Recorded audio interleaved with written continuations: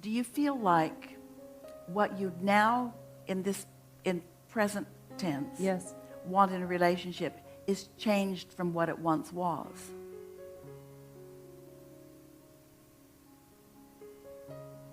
I don't know why I have a hard time answering this, because it should be so easy to say. Well, most people have a hard time with that question, because most people, they have some sense of what it should be and they never deviate from it.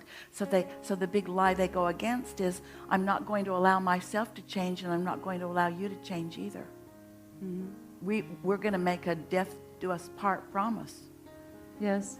That I promise to do whatever it takes to make you happy, and you promise to do whatever it takes to make me happy, and that flies in the face of everything that your inner being knows, because it's not your job to make another happy, nor is it their job to make you happy. That's an impossible thing. That's a big lie. Happiness doesn't come from that.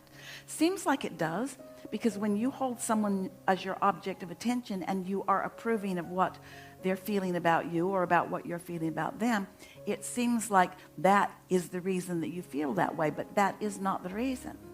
What the reason is that you are focused in harmony with the way your inner being is focused. Being in love feels good, and that's why.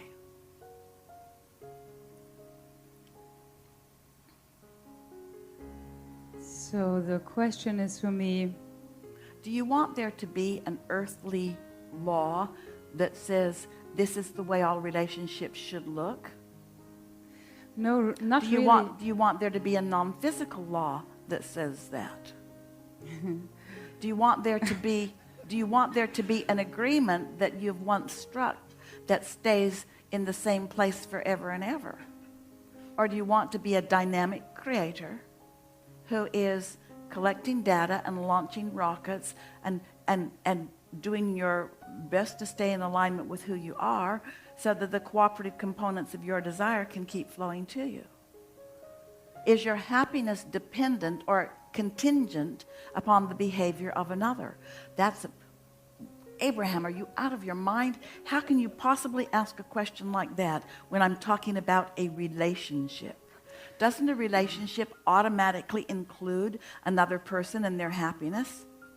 Yes, it does, and it's why all of your relationships are in so much trouble. Because you keep calibrating to another who is uncalibratable to, because they're swirling around all the time in all kinds of different ways. There's nothing stable about that.